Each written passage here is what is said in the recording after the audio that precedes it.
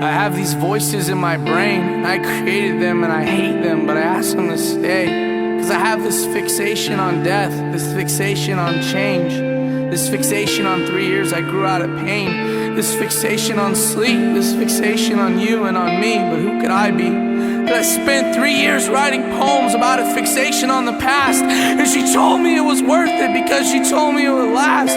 But darling, I'll hold my tongue as I hold you tight, cause forgetting what you think love means is my sleeping pill every night. I remember when you woke up and screamed, maybe our love is just laced with LSD. Cause darling, I'm high on life and you're just high on me.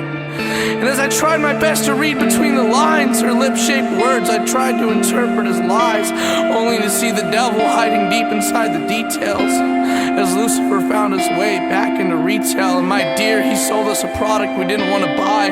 But we weren't trying to be original, we were just trying to survive. The voices in my brain tell me it's all in my head, and I'll sleep with one eye open, but I won't sleep till I'm dead. Cause a fair assessment of existence is an inconsistent realist vision of selfish antics, reduced to survival of the fittest, defined by our ability to avoid those carrying any sickness. And these whispers in my head intensify to raspy screams, asking when my skull will explode so they can breathe. They know that no one has a voice when no one is listening, and the violent rite of staying silent or quiet is torturous to those who need to hear something. And that violence has its own sort of beauty, and you are my beauty, and you're my violent smile, and you are my violent prayer. And you're not my oxygen, but I breathe your air. Cause these voices in my brain remind me of past mistakes, the beauty I found of being able to say, look what I went through, I survived. But is survival living, or survival just a placeholder for a vacant mind to cut off the threat to coincide with the soil while their blood boils? Cause my biggest fear was never facing death, or even facing what happens after. My biggest fear was never facing anything like that. My biggest fear was waking up in that coffin with these voices chanting a chorus of remorse, a forced abort from the course I had chosen. And now I'm laying here frozen with fear, staring up at a splintering slab of wood paid for with my life savings, buried beneath the earth that grew the weeds that poisoned my family's feet.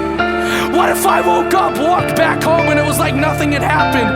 We left your room the way you left it. We just scrubbed the blood stains out of the carpet. We just rubbed the mud remains out of your pockets. We just dubbed the tough claims out of your sonnets. We just evacuated your room and hoped you would too, but your spirit haunted it too long, so we boarded it up, moved along, and watched it become a guest room, a place for the non-permanent inhabitants to exist within this home we created to raise our kid. That was my biggest fear, finding out something like that would happen. Cause the memories that have come with this only cause everything else to hurt deep inside of this dismissed feeling I feel. But sometimes you have to face the past, and maybe I've never faced death, but if I were to walk away, then what would I be? These voices in my head, what would they say and what would they see? Did I survive or am I cursed? Did I die or did I learn? What if I woke up like nothing happened?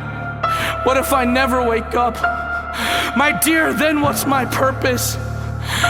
What if I woke up like nothing happened? And darling,